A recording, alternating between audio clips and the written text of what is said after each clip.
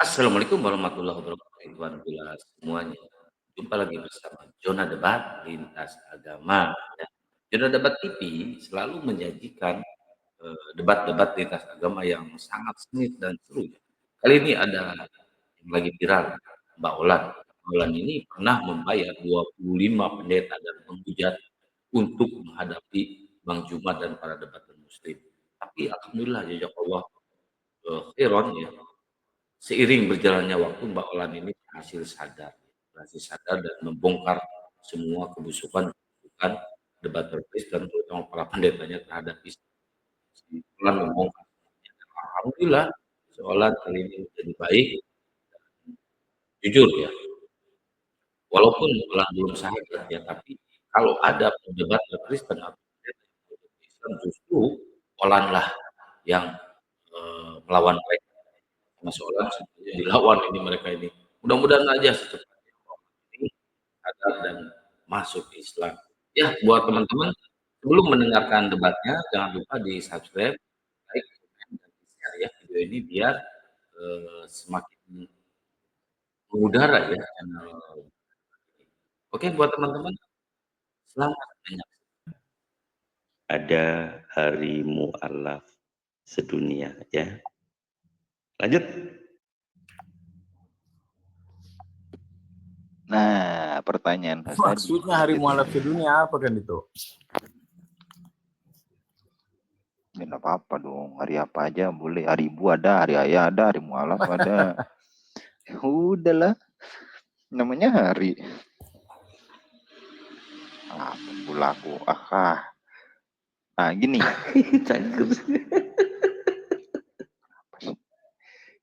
Kenapa aja takut? Sampai mana aku lah? Ya. Jadi Pit, di sini yang ditanyakan host, yang nebus dosanya Opit itu waktu disalib toh. Bener enggak? Betul, yes. Nah, waktu disalib. Terus yang mencurahkan darahnya di situ manusia atau Tuhan? Ya, Tuhan dalam keadaannya sebagai manusia. Berarti yang mati adalah Tuhan. Ya kan dalam keadaannya sebagai manusia. Nah, berarti tidak ada kedagingan toh? Loh, kan saya bilang Tuhan dalam keadaannya sebagai manusia. Karena Tuhan itu nggak bisa mati, dia jadi manusia. Berarti kemanusiaannya, Bang Madu. Itu kemanusiaannya. Itu mati atau pura-pura mati itu Tuhannya? Enggak, loh. Kan gini, Bang. Dia kemanusiaannya kan mati. Itu untuk menembus manusia dari kutuk dosa. Allahnya kan Tuhannya tidak pernah bisa mati. Berarti bisa diambil kesimpulan, Bang Madu. Kesimpulan bahwa dosa-dosanya teman-teman Kristen itu ditebus sama manusia, bukan Tuhan. Itu. Karena yang disalib adalah manusia, kan gitu. Ditebus sama Tuhan dalam keadaannya sebagai manusia. Kemanusiaannya ini Tuhan bukan? Suruh baca Kejadian 6 nomor 6 dulu. Itu di situ Tuhan menyesal menciptakan manusia. Ya itu kan terus manusia yang mana? Buat waktu dia menciptakan manusia penjatuh dalam dosa terus di zaman Nuh. Enggak. Itu yang mati tadi itu. yang mati tadi itu maksudnya kata Ustadz Madu, yang mati itu manusianya atau Tuhannya gitu loh. Kemanusiaannya yang mati. Manusianya yang mati. Bukan Tuhan ya yang mati ya. Manusianya yang mati. Bukan Tuhannya ya. Tuhan nggak benar bisa mati. Bukan Tuhannya. Berarti yang berkorban adalah bukan Tuhannya. Kayak kali ngomong sama orang dalam keadaan sebagai manusia itu yang paling tepat. Terus bagaimana Kak Olan? Coba Kak Olan diluruskan dulu Kak Olan bagaimana? Diluruskan dulu coba bagaimana? Iya, kok bingung? Aku bingung dengan Kak Olan sama Opit. Gini Pit, manusianya ini Tuhan atau bukan sih? Itu Bang Madu kan gini Bang Madu. Beda dengan ketuhanannya, tapi mereka nggak bisa dipisahkan.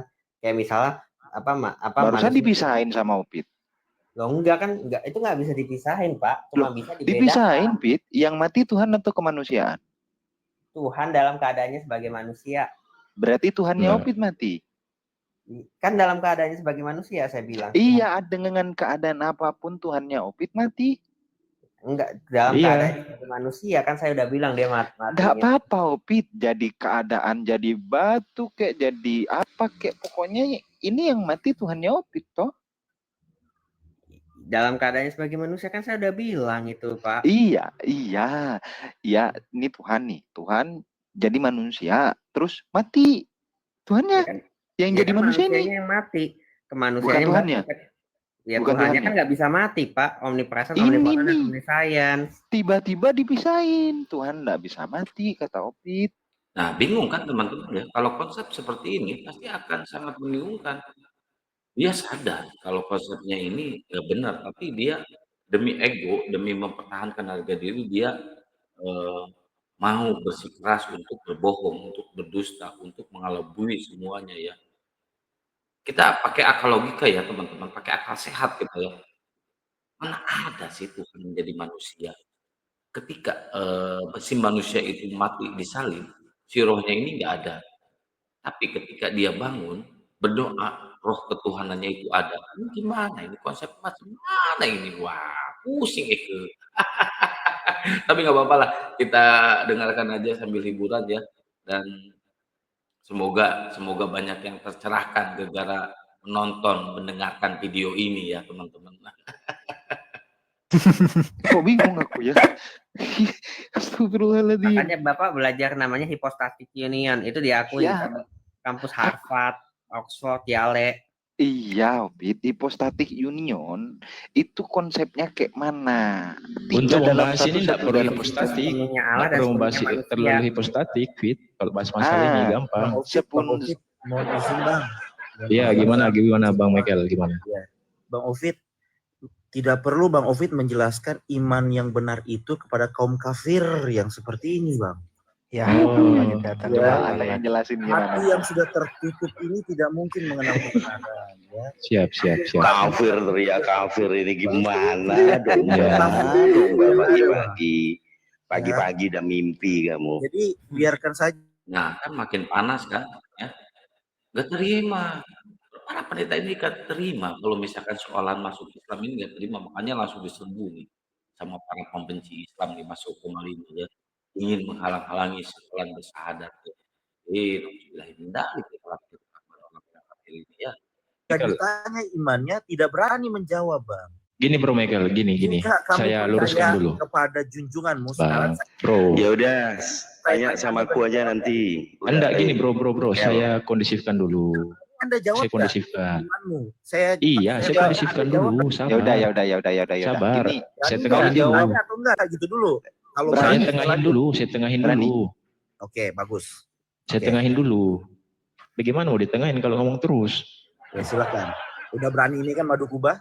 Saya tanya nanti ya. Kau tanya 10 setelah kau jawab satu pertanyaanku dengan tegas dan lugas dan singkat. Saya bertanya dulu, tadi Anda bilang berani. Jadi jangan Anda berani. Komalku ini mau 2 arah, 5 arah, 10 arah, 100 arah pun siap. Oke, satu pertanyaan saja ya mengenai junjunganmu, oke? Yang penting satu, ketika kamu ditanya, teman-temanmu yang lain ditanya, dikelarin dulu pembahasan. Ya sabar, ini saya mau langsung saja bertanya kepadamu. Kalau memang kau... Lah masalahnya di Ovid ini belum kelar. Kamu jawab aja pertanyaan saya. Karena Bang Ovid menjelaskan kepada kalian kaum kafir, kalian tidak akan bisa. Sekarang pertanyaan. Baik gini aja. Kamu bertanya satu pertanyaan, habis dijawab, kamu ditanya, kamu jawab juga ya. Tapi harus padat, jelas. Boleh. Oke. Biarin. Oke. Saya tidak bertanya tentang keyakinan imanmu, tapi saya bertanya tentang junjungan. Ya, sudah, lanjut. Oke. Pertanyaan saya, ya, dalam riwayat dinyatakan bahwa Muhammad meniduri anak umur 9 tahun. Logika seorang aki-aki benar atau tidak meniduri anak umur 9 tahun walaupun dianggap sudah diistrikan, tetapi anak umur 9 tahun vaginanya itu belum mampu untuk menerima penetrasi dari penis. Pertanyaan saya sebagai manusia yang berakal, yang kamu katakan bahwa kamu berakal, berakalkah manusia aki-aki ya rudal paksa anak umur 9 tahun? Oke, sudah? Ya, Jawab, Oke. jawab secara Oke, riwayat sip. dalil-dalilnya itulah. Sebelum dijawab, tolong tunjukkan itu dalilnya di mana. Aduh, itu riwayat sudah ada di mana-mana. Anda tidak perlu menutup-nutupi atau memutar-putar. Lah, saya enggak Baik. tanya. Anda tahu, Anda Nggak tahu. apa-apa. Masuk Bang Yunus, masuk Bang Yunus. Itu menjadi rahasia umum. Berani tidak jawab. Baik, saya jawab baik. Yang pertama, tidak ada bunyi riwayat Nabi Muhammad merudal anak umur 6 tahun. Itu satu ya. 9, itu satu. bukan 6 tahun, 9. Oke, saya ralat. Jadi Tidak tidak ada ada ya? riwayat juga, riwayat Betul. yang mengatakan Nabi Muhammad merudal daripada Aisyah ketika umur 9 tahun. Rudal paksa ada. Yang ya? ada riwayat, nggak ada. Meniduri Rudal itu paksa tidak nggak ada. Meniduri Nggak ada. Dengarkan, meniduri tidak ada dikatakan 9 tahun. Ya kan? yakin. Ayat riwayat ini, dengarkan. Nah, teman-teman ya, kebencian mereka ini makin jelas, makin terlihat ya, dengan hujatan-hujatan seperti ini ya. Disangkanya kita akan bisa ke framing, bisa ke fitnah dengan ujaran-ujaran kebencian dari mereka ini. Justru narasi-narasi yang mereka bawakan itu penuh dengan kebencian. Ada ayat tertulis Rasulullah Shallallahu Alaihi Wasallam merudal Siti Aisyah pada umur 9 tahun. Nggak ada ya. Ini justru mereka ini korban-korban para pendeta yang notabene benci kepada Islamnya. Ini korban Tuhan.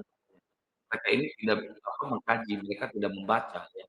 Mereka tidak mempelajari, hanya mendengarkan dari para pembenci Islam dan disampaikan di sini. Dan perang. Maka ulama bersepakat bahwa ketika saat itu Aisyah umurnya 15 tahun dan pada saat itu Nabi Muhammad belum meniduri daripada Aisyah. Ya. Jadi saya katakan kepada Anda, riwayat yang mengatakan bahwa Nabi Muhammad ya kan merudal paksa daripada Aisyah ketika umur 9 tahun itu tidak ada riwayatnya. Namun kami sebagai umat Islam mengimani dan mempercayai bahwa hadis itu sahih tentang perkawinan ya kan Nabi Muhammad SAW dengan Aisyah karena hadisnya sahih. Yang jadi permasalahan adalah ya kan hukuman aturan di masa itu tidak melarang karena raja-raja di masa itu mereka juga mengawini daripada bilia-bilia ya kan wanita-wanita muda. Makanya pada saat itu Abu Lahab pamannya sendiri daripada keluarga baginda Nabi Muhammad tidak pernah sama sekali melecehkan Nabi Muhammad atau sama sekali melecehkan Nabi Muhammad dengan memperolok-olok, wahai Muhammad, kenapa engkau menikahi Aisyah umur 6 tahun? Apakah dia masih bocil? Ya kan? Tidak pernah Abu Lahab melontarkan pernyataan seperti itu. Ini membuktikan bahwa aturan yang berlaku pada saat itu boleh, ya kan? Boleh menikahi perempuan umur belia. Yang tidak boleh itu, ya kan? Anda menggunakan umur belianya berapa? Yang umur belia. Ya umur belia tuh, ya umur belia. Umur belia itu ya 9 tahun juga belia. Iya sih, 9 tahun juga belia. Iya kan? Dinikahi. Iya, dinikahi tapi belum meniduri dan tidak ada riwayat yang mengatakan merudal paksa, ya. Tidak ada. Jadi sekarang saya tanya balik. Saya tanya simpel saja. Saya tanya simpel. Jawab harus dengan dalil. Tadi saya jawab kan? Oke, saya tanya gantian. Sekarang pertanyaan saya. Nggak boleh. Udah, no. Oke, saya lengkapi. Tanya balik. Baik. Biar edukasi buat yang baik. Jangan curang kau, jangan. Baik. Udah. Oke. Baik, saya lengkapi. Iya, dengarkan. Saya lengkapi biar edukasi buat yang di bawah. Kenapa Nabi Muhammad menikahi Aisyah? Karena itu adalah perintah Allah melalui firman-Nya, melalui ilhamnya dari mimpi baginda Nabi Muhammad SAW. Karena apa? Nabi Muhammad diperintahkan untuk menikahi Aisyah karena Aisyah itu adalah perempuan yang cerdas. Kelak nanti dia akan mewarisi daripada ilmunya baginda Nabi Muhammad untuk disampaikan kepada keturunannya. Makanya banyak riwayat hadis yang diriwayatkan oleh Aisyah, ya kan? Jadi pernikahan Nabi Muhammad SAW dengan Aisyah motifnya adalah perintah Allah langsung untuk ya kan mewarisi daripada ilmu baginda Nabi Muhammad dan melanjutkan daripada ajaran Nabi Muhammad kepada keturunannya. Itu saya sudah jawab. Sekarang saya tanya. Umur 6 dinikahi. Udah, kau ditanya balik. Iya. Mau turunkan kau sebelum kau diajar balik. Dinikahi. Sudah. Oke, baik. Sudah, kau sudah menghajar. Sekarang kau diajar balik, sudah. Sekarang saya tanya. Saya tanya. Kalau manusia itu kawin wajar, manusia itu menikah wajar. Yang jadi pertanyaannya kepada Anda, kenapa Tuhanmu kawin? Jawab. Tidak ada. Jawab. Realnya Tuhan saya kawin. Wahyu 12 nomor 9 baca. Baca. Tidak bisa memahami konteks. Jangan baca dulu, baca. Oke, berapa? Biar saya Wahyu 12 ayat 9. Oke. Orang kayak gini ngapain diturunkan? Enak saja dia nyerang tanpa diserang balik. Kafir mempermalukan diri sendiri, kafir. Pantang bagi saya. Baca. Macam kayak gini. Wahyu berapa, kafir? Wahyu 12 ayat 9, kenapa Tuhanmu kawin? Kenapa? Oke, jelas aja ya kalian kafir. Apa ini orang ini? Jawab Baca dulu kau itu. Wahyu 19 ayat 9. Coba baca. Wahyu 19 ayat 7. Yang jelas dong, tadi ayat 12, sekarang ayat 9. Salah, Wahyu 12 ayat 7 itu tentang perang naga di surgamu. Gawat nanti itu. Gawat nanti itu. Dalil tapi muter-muter karena pusing. Wahyu 19 ayat 7. Ya udah baca. Wahyu 19 ayat berapa?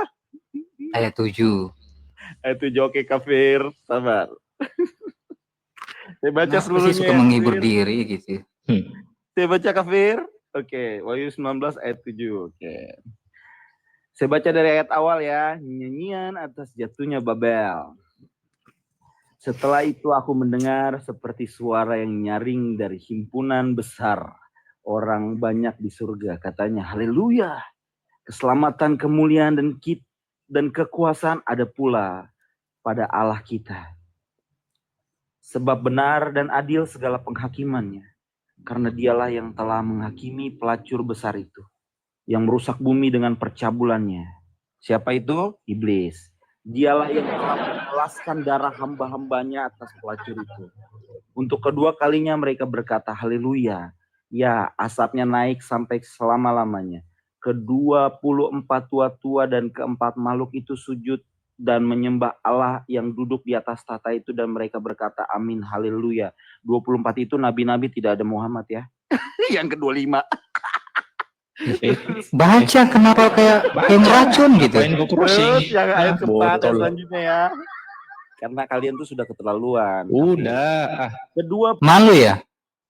lanjut ya. Ini orang malu baca. Lanjut. Baca sampai habis.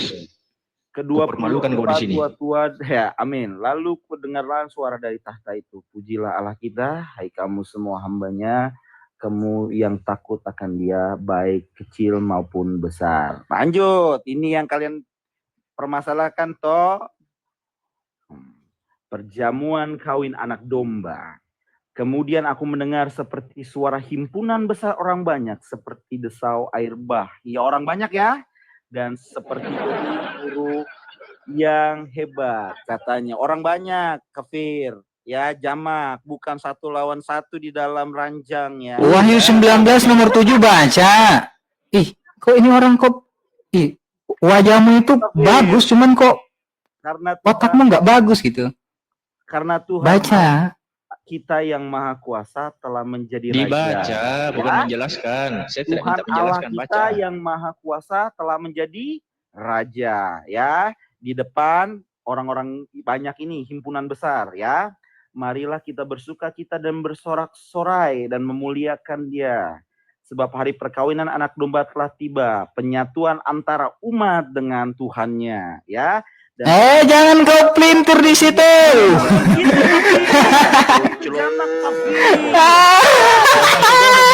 Jangan kau bohong. Ayat ini. Aki dengan anak umur 9 tahun kafir. Penipu lagi. Jangan kau pelintir. Inilah yang dikatakan. Manusia, himpunan besar orang kafir. Kau baca. Marilah kita bersukacita ria. Marilah kita bersukacita. Dia baca. Biarkan dia baca ulang. Sudah, jangan kau tahu di sini. Baca itu. Kau permalukan kau di sini. Udah jelas itu himpunan Udah, besar. baca ulang. Ya. Udah baca ulang. Baca ulang. Marilah kita kau baca sendiri kafir. Baca ulang. Kafir. Itu permalukan kau di sini. Baca ulang kau di sini. Dan memuliakan Dia Bacalah supaya karena perkawinan baca ulang. Malu ya kau baca ya. tiba. Malu ya. dan Malu ya? pengantinnya telah siap sedia. Malu ya? Kalian ini buang-buang waktu Itu. kalian saja. Tuhan Tidur Yesus sana. kawin dia. Atau sholat tahajud ya, Oh, supaya dapat siratal mustaqim.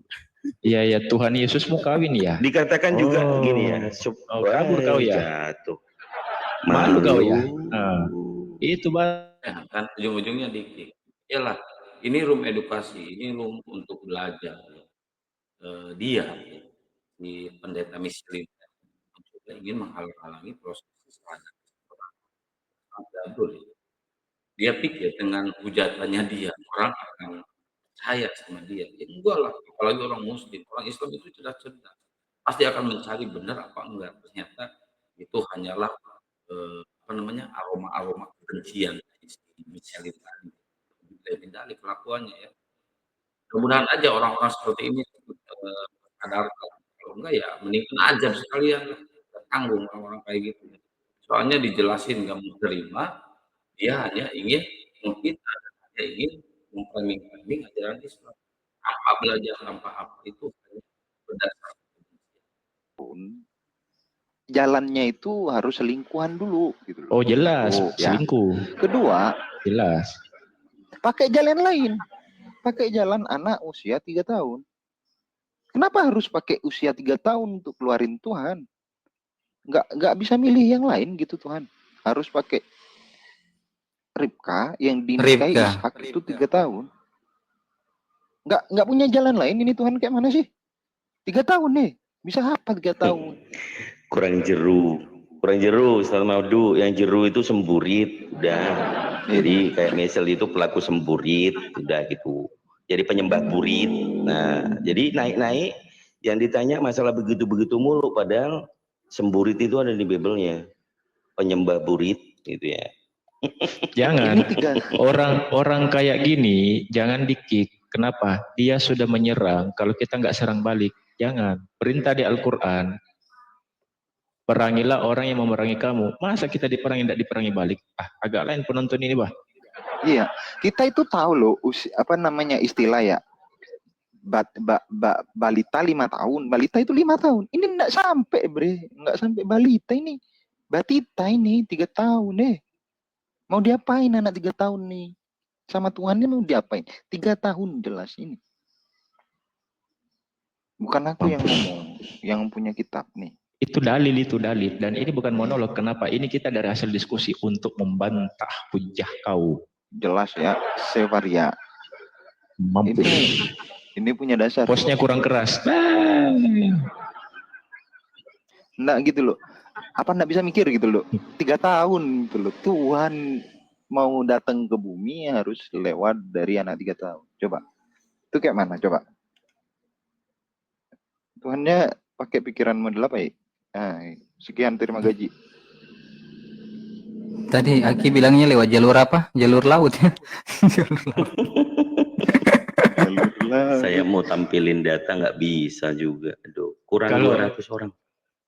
Kalau orang macam kayak gini mau diturunkan, aduh nggak seru. Ngapain diturunkan? Kalau penghujat itu jangan diturunkan. Biarkan dia dihantam di atas. Biarkan dia turun dengan kemaluannya sendiri. Enak saja dia sudah nyerang habis itu enak kali. Linda, aku mau ngegas sedikit biarlah orangnya di bawah. Tidak apa-apa, digas saja. 38 ajaran Luther yang konyol dan menghujat sebuah analisis krisis. Ini tentang Martin Luther, tentang martabat dan keagungan Tuhan. Yang pertama kau dengerin, Ten. Ini pendiri Protestan ya. Saya memandang Tuhan tidak lebih baik dari seorang bajingan. 1. Yang kedua, Kristus pertama-tama melakukan perzinahan dengan para wanita di sumur yang diceritakan oleh Santo Yohanes. Bukankah semua orang di sekitarnya berkata, apa yang telah dia lakukan padanya? Kedua, dengan Maria Magdalena. Dan ketiga, dengan para wanita yang kedapatan berzina. Yang dia abaikan begitu saja. Bahkan Kristus yang begitu soleh pasti bersalah melakukan perzinahan sebelum dia mati. Tuh. Gimana ini pendiri Protestan? Ternyata yang ngajarin Protestan bukan protes tapi prot-prot. Macam mana? Mampus. Prot-prot nggak? Tuh, Luther aja ngatain Yesus kalian prot-prot. Nah, gimana? ayo. Enak kan? Masih mau kau datang besok? Kan? Enak kan? Enak dibongkar Bible kau. Masih Biar mau kau datang besok? Paham. Gimana agak? Aki inspirasi kesel banget temen tadi itu. Oh jelas. tapi ini masih dendam nih. Tidak ada hubungannya, Bang Yunus. Jadi orang tadi itu tidak ada hubungannya dengan ini Ganda. Itu cuman Ganda typing di bawah Muhammad Nabi palsu. Oke. Bro Ganda, selamat pagi, Bro. Tetap ya baik-baik aja lah diskusi. Baik-baik. Tetap kuhargai kau di sini. Tetap saya hargai kau di sini. Oke. Saya bukan orang yang pendendam. juga, Bro. Ya, selamat siang. Saya orangnya bukan pendendam. Gitu. Tenang saja. Saya bukan orangnya pendendam, pembenci, penghujat, bukan. Tapi ingat, teman-teman yang di bawah ya. Kalau kita disenggol, ya kan, kami akan melakukan sama apa yang kau lakukan. Intinya gitu. Senggol balik dong. Senggol balik. Tetapi kita tidak pernah melakukan hal itu duluan. Tidak pernah. Tetapi karena tadi ada yang naik, itu tiba-tiba langsung menyerang, ya kan, nanya tentang masalah anak, ya kan, dinikahi segala macam, kakek-kakek, rudal apa segala. Wah, itu kan menyerang namanya. Kalau mau nanya lah baik-baik, kan gitu. Saya enggak sadar membatasi orang di sini bertanya. Kalau bertanya silakan. Kalau pendiri Protestan ternyata prot-prot, tunggu dulu kan. Gimana Bang Ganda, gimana? Begini Paman. Saya adil di sini orangnya. Saya adil, Bro. Adil saya di sini. Bijak saya. Oke. Gimana? Gini Paman, saya mau nanya nih. Silakan. Itu kan ada dia sholat Jumat, ya kan? Oke. Sholat Jumat itu kenapa dibilang sholat Jumat itu berkah, Jumat berkah? Oh, itu istilah. Nah. Itu istilah Jumat berkah itu istilah kita kalau seumpamanya bagi-bagi. Sebenarnya kalau masalah Jumat berkah untuk bagi-bagi sedekah apa segala macam tidak menunggu harus hari Jumat. Nah, ini ya teman-teman. Soalannya karena apa? Karena soalan ini nggak mau ada keributan karena dia udah cukup mempelajari dan udah sadar ya bahwa emang hanya di Islam lah agama yang benar. Contohnya tadi si pendeta ini begitu naik langsung menghujat di Islam, langsung menunjukkan kebenciannya terhadap Islam ya. Padahal soalan ini lagi belajar, benar-benar lagi belajar dan mendalami Islam. Soalan sudah tidak percaya lagi dengan firman-firman yang katanya sih dari Tuhan gitu kan, katanya juga kata para pendeta kan. Padahal kalau kita kaji, kalau kita lihat kalau yang namanya firman yang dari Tuhan nggak mungkin direvisi, nggak mungkin dirubah, sangat nggak mungkin, sangat tidak masuk akal kalau yang seperti ini ya. Masa firman dari Tuhan bisa dirubah-rubah manusia? Gabrol ini namanya ya. Ya, mudah-mudahan ya, walaupun apa namanya malam ini jadi semoga kedepannya akan terus belajar dan belajar lagi. Hidayah itu hak Allah. Ya. Mungkin orang ini belum mendapat hidayah dan menyusul adik kandungnya bersahadat untuk doakan aja teman-teman. Hidayah kita nggak tahu hidayah kapan datangnya di mana. Gitu kan. Oke, buat teman-teman mungkin saya cukupkan sekian ya live kali ini. Semoga ini menjadi ladang ilmu buat kalian semuanya. Jazakallahu khair. Wabillahi taufiq wal hidayah. Wassalamualaikum warahmatullahi wabarakatuh. Salam satu Tuhan buat teman-teman. Zona Debat